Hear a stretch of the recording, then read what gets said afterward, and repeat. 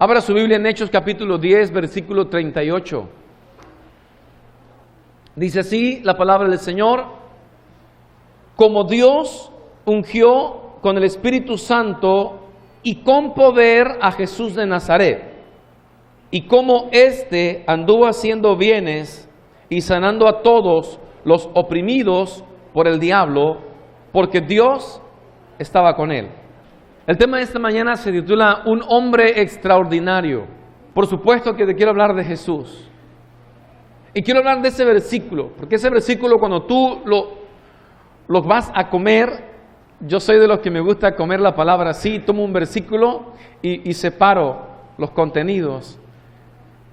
Y lo como con calma, parte por parte. Y cuando leo Hechos 10:38, hay muchas cosas valiosas en este versículo. Este versículo dice, como Dios ungió con el Espíritu Santo y con poder a Jesús de Nazaret. Vemos aquí que la Biblia, el escritor nos está dando testimonio acerca de Jesús. Ya todos sabemos que Jesús es una figura súper importante. Nosotros, como somos creyentes, decimos que es el Salvador del mundo. Pero pensemos por un momento como la humanidad ve a Jesús y cómo la Biblia lo presenta. Observemos por un momento lo que nuestro mundo piensa de Jesús. Si remontamos este análisis al tiempo de Cristo, hubo un momento que Jesús le preguntó a sus discípulos, ¿qué dice la gente de mí? Y ustedes recordarán la frase de aquellos versículos. Jesús preguntó, ¿qué dice la gente de mí? Y le dijeron los discípulos, bueno, la gente se refería a los que no andaban con él. La gente dice que tú eres alguno de los profetas. Eres un profetilla por ahí que anda. Otros dicen que eres Juan el Bautista que resucitó. Los que creían en la encarnación decían que Jesús era Juan. Pero Cristo, después que los escucha hablar un sinfín de ideas, les pregunta a ellos y les dice, ¿y ustedes qué piensan de mí? ¿Quién soy yo para ustedes? Qué hermosa pregunta le hizo Jesús a sus discípulos. Y yo quiero que hoy la iglesia se haga esa pregunta. Hoy si le preguntamos al mundo, ¿quién es Jesús? ¿Qué es Jesús? Unos van a decir que es mujer. Otros van a decir que Jesús fue un mensajero prominente. Y hay un sinfín de corrientes alrededor de Jesús, históricas, sociológicas, filosóficas, que limitan, incluso degradan la persona de Jesús. Pero el escritor de Hechos, que es Lucas, un hombre que se convierte a Cristo varios años después de la muerte del Señor, Lucas no anduvo con Cristo en el ministerio. Él es un hombre que sirve como médico para el ejército romano o para el servicio romano. Y andando en Jerusalén, escucha todo el tema acerca de Jesús. Escucha toda la historia, le interesa tanto que se dedica a investigar y hace 2 libros. El Evangelio de Lucas y Hechos. Hace 2 libros y en sus 2 libros Lucas usa esta expresión. Escuche lo que dice Hechos 1:1. Dice, en el primer tratado, oh Teófilo, hablé acerca de todas las cosas que Jesús comenzó a hacer y enseñar. ¿Cuál es el primer tratado? Vayamos a Lucas 1:1. Lucas 1:1.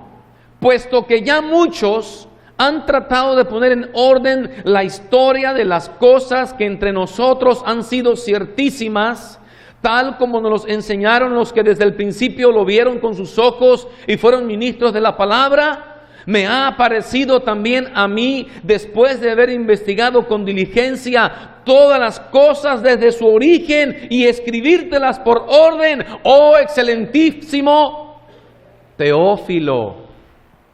El primer tratado es Lucas. ¿A quién se lo dedica? A Teófilo. Y Hechos le dice, Teófilo, en el primer tratado te puse todas las cosas desde su inicio. Ahora voy a hablarte de la iglesia. Y Hechos narra desde la partida de Cristo al cielo y la iglesia. Todo lo que Lucas vivió. Lucas anduvo con Pablo en los viajes misioneros. Lucas estuvo cuando sanó el cojo en el templo. Lucas oyó muchas cosas y otras muchas las investigó. Lucas dedica su libro de Hechos a demostrar por la historia, por los hechos y el testimonio de Dios respecto a la persona de Cristo, que Jesucristo no es cualquier persona, es un hombre extraordinario. Si lo vemos en la parte humana, fue un hombre extraordinario, y si lo vemos en la parte divina, es un Dios incomparable. Y quiero hablarles de esto hoy porque para alguien que se bautiza, debe entender qué sucede en el mundo espiritual para él.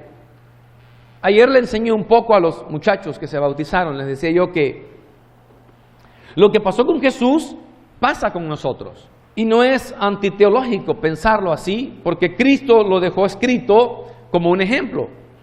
Cuando tú y yo nos bautizamos, agradamos a Dios. Cuando tú y yo nos bautizamos, el Espíritu de Dios desciende en nuestras vidas. Y toda la gente pregunta, pastor, pero si yo no veo ningún don en mí, ¿será que tengo el Espíritu Santo? Si no lo tuvieras, no pudieras buscar a Dios. Si no lo tuvieras, no podrías creer en Él. Así que el Espíritu de Dios está en ti, no por los dones, sino por lo que pasó en tu corazón. La prueba es lo que pasó en tu vida. Ahora rechazas el mundo, ahora rechazas el pecado, no te sientes cómodo ni cerca del pecado, ni junto al pecado, mucho menos haciéndolo. Tu vida es transformada, tu mente cambia. Ahora solo quieres agradar a Dios. Y sabes que lo que no agrada a Dios no va contigo. Te incomoda. Pero hay algo más hermoso aquí todavía que quiero mencionar. En Hechos 10, donde estamos, en el centro del mensaje, porque Lucas, este hombre que está tratando de presentar la vida de Jesús, me encanta lo que él dice. De hecho, yo tuve acceso a un libro que se llama Médico de Alma y Cuerpo. Es un libro secular, pero es un libro que narra la historia paso a paso de Lucas yendo por las casas, tocando puertas y preguntando, ¿dónde está su mamá? ¿Viven sus hermanos? ¿Dónde hay un familiar? ¿Dónde están sus tíos? ¿Dónde está la mamá de Juan el Bautista? Él anduvo casa por casa y luego encontró a los discípulos y preguntó por los que vivían y fue a la casa de los que vivían uno por uno. Este hombre quería, en su deseo de investigar, termina convertido y dedicado a Cristo Jesús y al ministerio del Señor. Porque conoció a un hombre extraordinario, a un Dios incomparable. Cuando tú y yo no conocemos a Dios tal cual, solo somos espectadores que decimos, es un profeta, es un enviado de Dios, es un personaje. Ah, sí, murió en la cruz. Pero cuando lo conoces, cambia tu perspectiva de ese Dios maravilloso y entonces tú lo coronas con una dignidad impresionante y como el Dios de tu vida. Entonces dice este texto así, como Dios ungió con el Espíritu Santo y con poder a Jesús de Nazaret. Y vamos a ir observando estos principios y vamos a ir viendo cómo el Espíritu de Dios hace con nosotros lo mismo que pasó con Jesús. Porque Él vino a la tierra, tomó forma de hombre para que sigamos sus pisadas, nos dio su ejemplo. Y dentro del ejemplo también está lo que acontece con nosotros al creer en Cristo Jesús. Dice, verso 36, vamos a leer del 36 para poder entender el contexto de lo que vamos a meditar. Dios envió mensaje a los hijos de Israel anunciando el evangelio de la paz por medio de Jesucristo. Este es Señor de todos. Y vosotros sabéis lo que se divulgó por toda Judea, comenzando desde Galilea, después del bautismo que predicó Juan. Escuche cómo Lucas dice, les voy a contar cómo empezó el ministerio de Jesús. Empezó justo después del bautismo de Juan. Y es que exactamente Jesús empieza su ministerio después de bautizarse. Él no pudo empezarlo antes. Tenía que dejarnos un ejemplo, ya que el bautismo marca una separación, marca un cambio y marca una nueva vida, un nuevo inicio. El bautismo no importa cuántas cosas hiciste, no importa cuántos pecados cometiste y todo esto, cuando conoces a Dios, y te arrepientes, el arrepentimiento que presentas a Dios de todo corazón produce el perdón, y el perdón te limpia. Y el bautismo marca tu inicio. Dice la Biblia en Romanos capítulo 6, ¿o no sabéis que cuando somos sepultados con Él para muerte por el bautismo, y que cuando salimos de las aguas salimos a andar en una vida nueva? Entonces ahí inicia. Y así pasó con Jesús. Cuando Él se bautiza, inicia su vida ahora ya no de el hijo del carpintero, el que hacía trabajos, el que hacía aquello, el que hacía esto, el que hacía una vida normal. No, ahora inicia una vida en Dios. De aquí en adelante, Isaí, Génesis y todos mis hermanos bautizados, cuando nos bautizamos, de ahí en adelante tu vida empieza a correr bajo el propósito divino. Y dice la Biblia, empezando después del bautismo que predicó Juan. Luego sigue el siguiente paso: como Dios ungió con el Espíritu Santo y con poder a Jesús de Nazaret. ¿Qué hace Dios con nosotros? Nos unge con su Espíritu Santo, y dice la Biblia, y poder, porque son dos cosas diferentes. Ungió con el Espíritu Santo y con poder a Jesús de Nazaret. Okay. Ungir con el Espíritu es consagrarte. Es que Dios tomó tu vida, estabas en el mundo sin Dios y Él te rescata, te salva, Él te limpia de toda maldad, quita todo pecado de tu vida. Pero ahora viene la consagración. Ahora viene que el Espíritu de Dios, que es representado por el aceite en el Antiguo Testamento, y cuando era derramado sobre alguien, significaba que esa persona ahora era un instrumento de Dios. Cuando Dios nos da su Espíritu Santo y se derrama en nuestras vidas, nos está ungiendo para una obra específica, para un propósito específico. Amén. Lo hermoso es entender que eso acontece con nosotros. Por eso debemos de cuidar tanto nuestra vida espiritual, no descuidarnos en el sentido de que de repente cuando vengamos a ver estemos haciendo algo malo, algo que sea desagradable a los ojos de Dios, porque estamos desperdiciando nuestra unción. Es como cuando Sansón se acostó en los brazos de Dalila. Dalila le empezó a acariciar el cabello y a decirle puro chantaje: ya viste cómo eres, no me quieres decir la verdad, si me amaras me la dirías. Sansón le mintió 3 veces. El secreto de mi fuerza está en tal cosa, y era mentira. Pero ella fue poco a poco y luego se hizo la ofendida. Me has engañado, no me has dicho la verdad, si me amas, dímelo. Sacó su caja de Kleenex, Dalila, y empezó a llorarle, ¿verdad? Y decirle: es que tú no me has dicho la verdad. Y Sansón, quebrantado y dominado por la belleza de Dalila, le dice: mira, el secreto de mi fuerza está en que yo nunca me he cortado el cabello. Porque el cabello, en el caso de él, el cabello largo representaba un pacto de consagración. Hoy en nosotros no es el cabello el pacto de consagración, es el Espíritu de Dios que está sobre mi vida. Es el Espíritu de Dios que está sobre ti.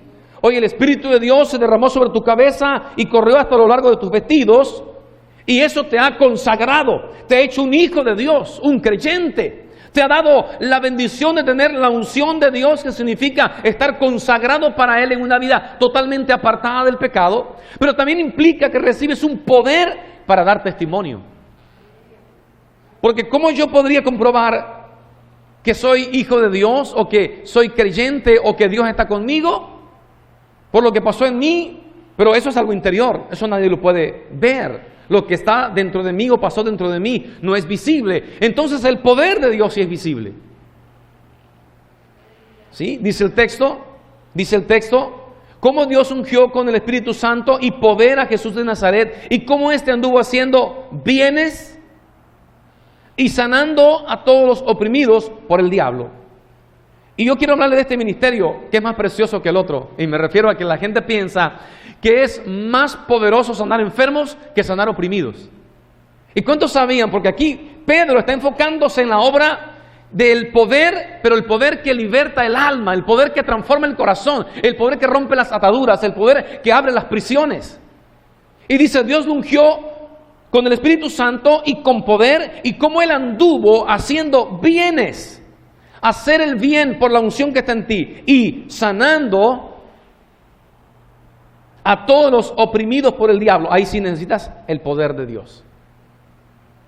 Yo no puedo sanar a un oprimido si no está el poder de Dios fluyendo a través de mí. Entonces, ¿qué dice la Biblia? Que hay un mundo que no conoce a este personaje tan extraordinario, tan poderoso, este Dios incomparable, no lo conoce y por lo tanto su vida, al no conocerlo, su vida aún no está en libertad, está en opresión, está oprimida el alma, están oprimidas las emociones, está oprimido el espíritu de la persona. Porque cuando uno habla de estas cosas, es importante entender que lamentablemente nosotros nos enfocamos tanto en nuestro cuerpo porque somos seres con un cuerpo físico. Y nos enfocamos mucho en nuestro cuerpo.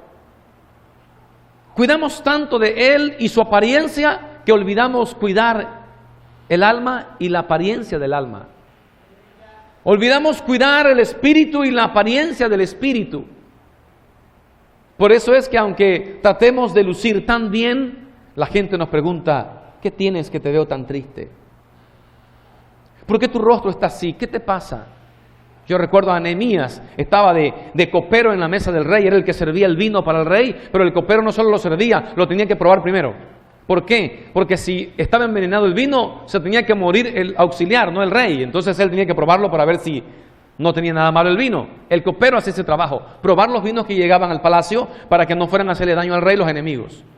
Pero Nehemías estaba sirviendo la mesa, había un banquete tremendo, impresionante. Y el rey le dice, Nehemías, ven para acá. ¿Qué te pasa?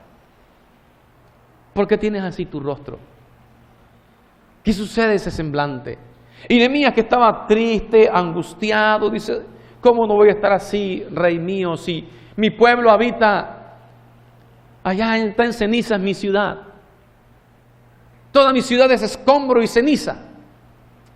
Y el rey le dice, bueno, no te preocupes más. Yo te voy a dar dinero, ejército, guardaespaldas, madera, todos los recursos y vete a tu ciudad y reconstruye el hombre que te quiero ver contento.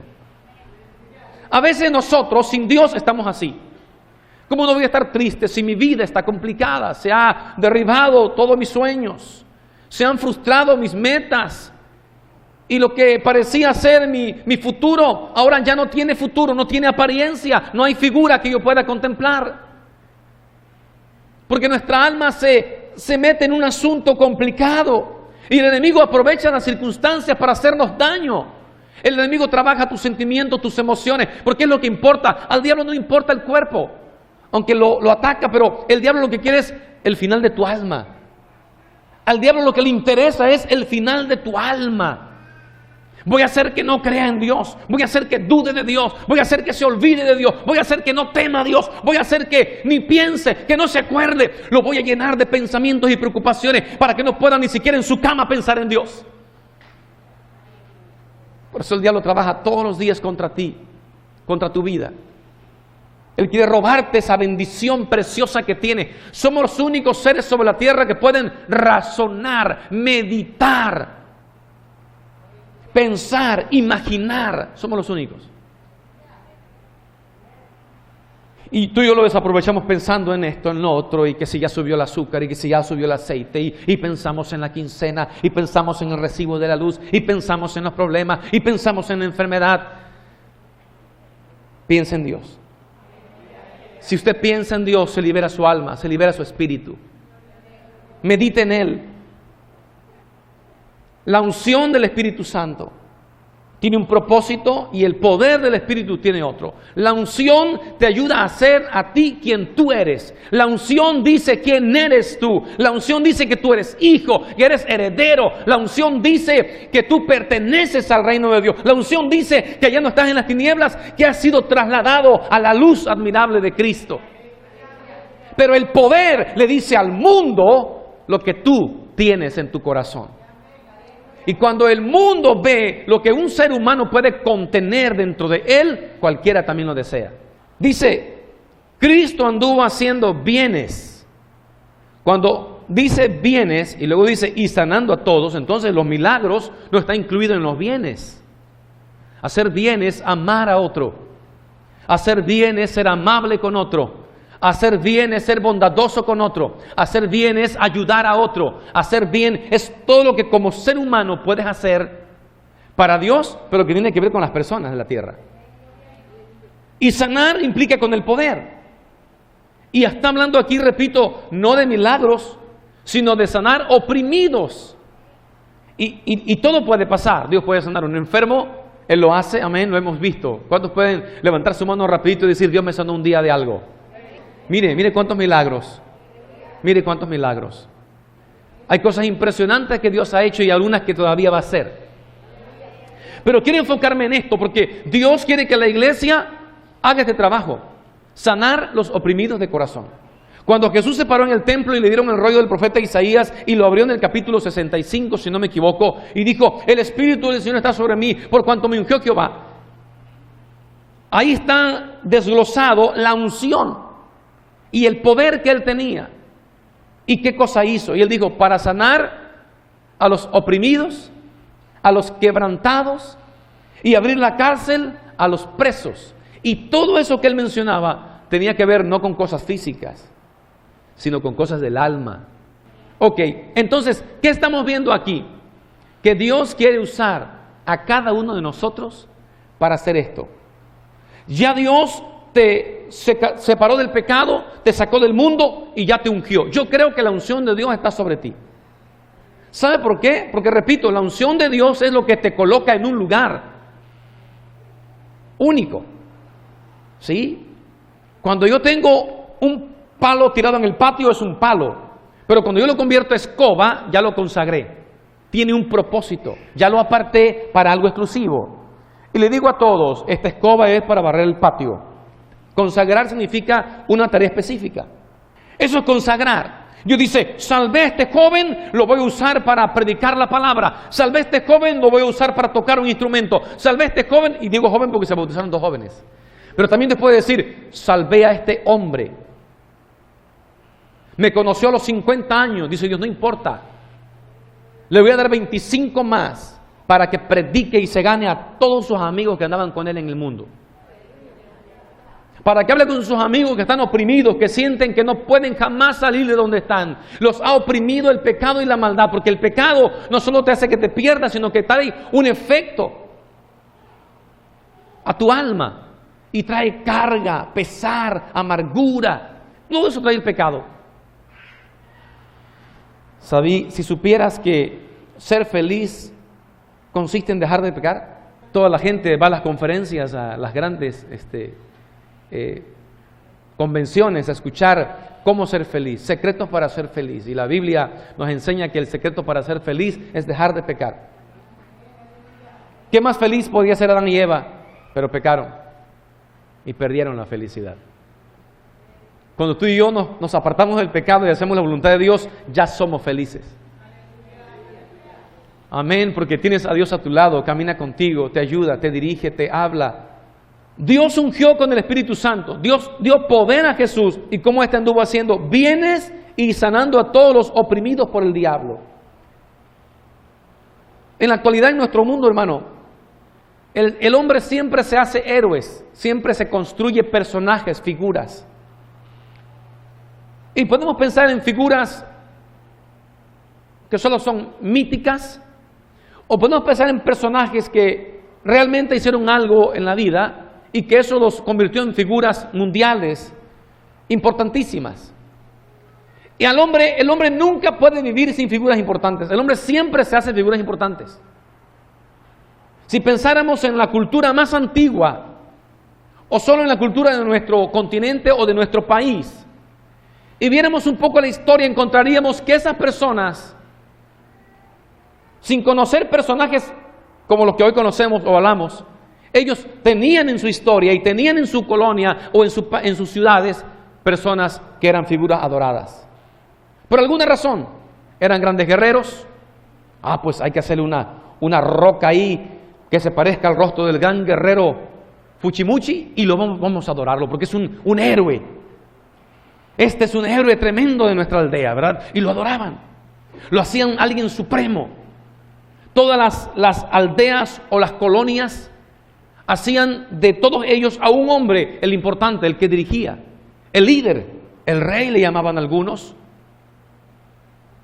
Y a esa persona la veían como algo, no es que es bueno con el arco, es que sabe pelear, es que es importante por esto. Y todo el pueblo vivía feliz porque tenían una figura importante. Eso traía a la sociedad de aquel lugar una confianza, una estabilidad, pero también traía un a quién queremos parecernos, como quién queremos ser.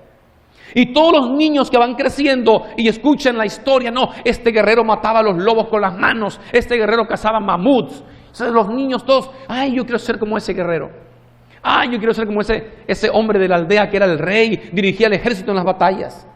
Yo creo que los niños de Israel pequeñitos, cuando oían la historia, decían, yo quiero ser como David. Qué historias tan impresionantes. Matar a Goliat con una piedra. Y todos los niñitos andaban jugando a ser Davids en las calles. Y su mamá, ya cálmate hijo, olvídate de David, hombre, ya pasó. Hace 100 años que murió David y tú sigues jugando a ser David. Pero es que así es el ser humano. El ser humano siempre busca una figura para seguir y para imitar. Dios envió a la tierra muchos seres humanos impresionantes. Dios mandó muchísima gente con visión. Pero nadie se compara a Jesús. Es incomparable. Un hombre que desde la niñez pudo impactar al mundo religioso.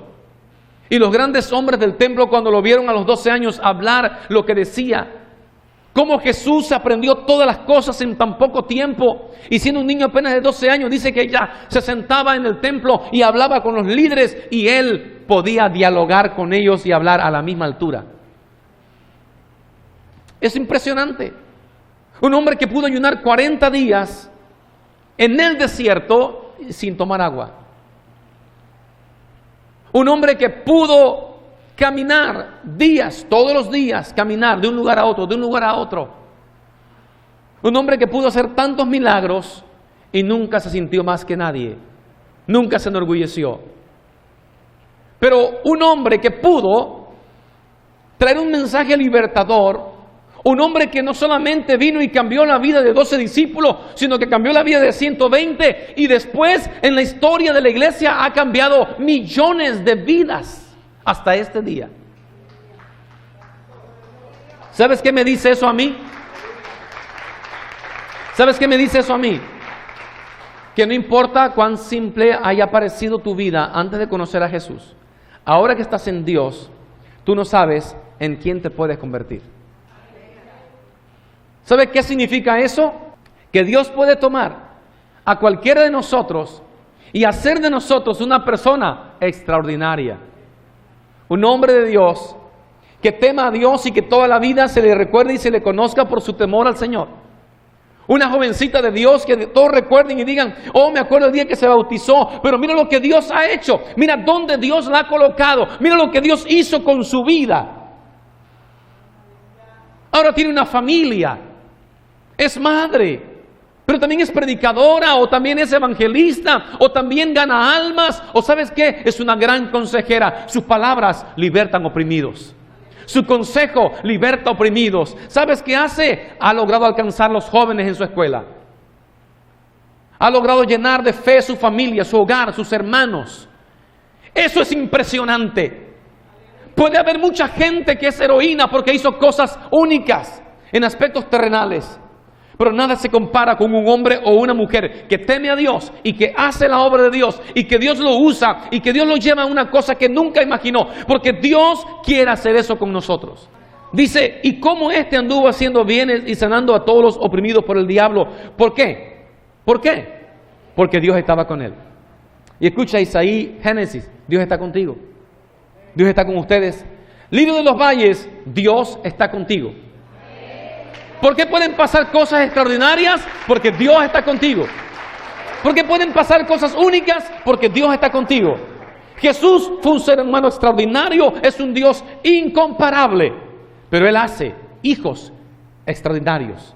Él hace hijos únicos. Él hace hombres y mujeres de Dios que, hermanos, se identifican y todo el mundo va a reconocer tu vida y tu historia. Porque Dios quiere que tú y yo hagamos un impacto en el mundo. Dios dice, yo necesito en los últimos tiempos hombres y mujeres dispuestos a impactar este mundo. No me importa cuán oprimidos estén, Dios traerá solución y una victoria a sus vidas. No importa cuán enfermo se encuentre la persona, Dios va a sanar su alma, su espíritu. Amén. No importa cómo sea, hay algo poderoso en ti que se llama la unción del Espíritu Santo. Hay algo sobre ti que se llama el poder de Dios. Y eso es la herramienta para hacer la obra del Señor. Esa es la herramienta. Al final del día, te sientas o te acuestas en tu cama y piensas y dices, Señor, yo no he hecho nada. Todo lo has hecho tú. Es lo más hermoso de la vida. Que al final tú mismo te das cuenta y reconoces todos los días que nada de eso hubiera sido hecho si no fuera porque Él está contigo. Amén. Y cuando te das cuenta de eso, no puedes enorgullecerte. No puedes decir, es que yo lo hago. No, lo hace Dios. Por eso mismo Dios dejó esto tan sencillo. Dejó que su gloria tan hermosa y gloriosa habite en este cuerpo, en este ser humano, en ti y en mí. Y seamos portadores, dice Pablo, tenemos este tesoro en vasos de barro, para que la excelencia del poder no sea nuestra, sino de Él. La gloria sea para Cristo. La iglesia está en la tierra solamente para adorar al único Dios incomparable. La iglesia está aquí solo para anunciar a Jesús y predicar a Jesucristo, mientras vemos lo que hacen nuestras vidas. No estamos aquí para colgarnos triunfos y títulos y coronas. Las coronas van a ser allá arriba, aquí nada. Aquí olvídate, aquí no hay nada, aquí no va a haber nadie que te ponga un gafete y te adore, no, aquí no. Pero en el cielo tu Padre un día te va a recibir y te va a decir, bienvenido hijo, porque tú hiciste lo correcto y me agradaste. Aquí está tu paga, entra al gozo de tu Señor. Iglesia, no estamos aquí para otra cosa más que para solo hacer la obra de Dios en la tierra. Y no importa cuánto padezcas, haz la obra de Dios. No importa cuánto sufras, haz la obra de Dios. No importa si estás enfermo, haz la obra de Dios, porque viene una recompensa pronto. No importa cómo te sientas, tú haz la obra de Dios. No importa qué digan de ti, tú haz la obra de Dios. No importa qué sienta tu corazón, qué piense tu vida, tú haz la obra de Dios.